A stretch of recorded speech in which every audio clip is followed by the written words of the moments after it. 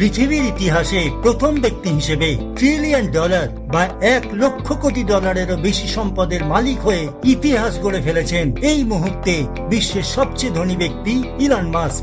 অনেকেই বলছেন অন্যরকম ভাবার ক্ষমতা, ভবিষ্যৎ পরিকল্পনা, হাওয়াই গতিতে উত্থান সব মিলিয়ে ইলন মাস্ক একজন জিনিয়াস, ব্যতিক্রমী এবং সবচেয়ে সাহসী স্বপ্নদর্শী।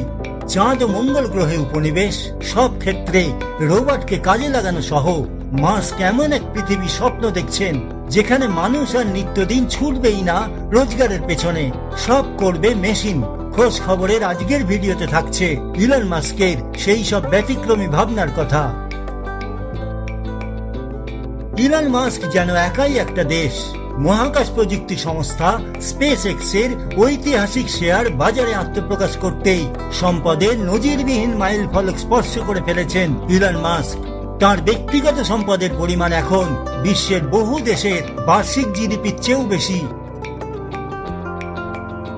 কি করবেন তিনি এত অর্থ নিয়ে?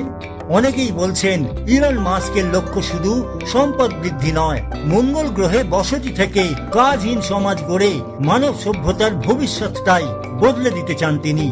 মাস্কের বিভিন্ন সংস্থা বর্তমানে স্বয়ংক্রিয় প্রযুক্তি, মহাকাশ গবেষণা এবং এআই পরিকাঠামো তৈরিতে ব্যাপক বিনিয়োগ করছে।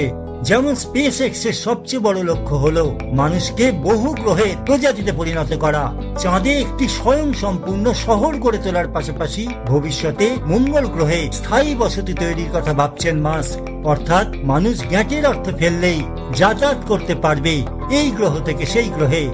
স্পেস এক্স ভবিষ্যতে কক্ষপথে এমন স্যাটেলাইট পাঠাতে চায় যেগুলিতে কৃত্রিম বুদ্ধিমত্তা চালিত ডেটা সেন্টার থাকবে।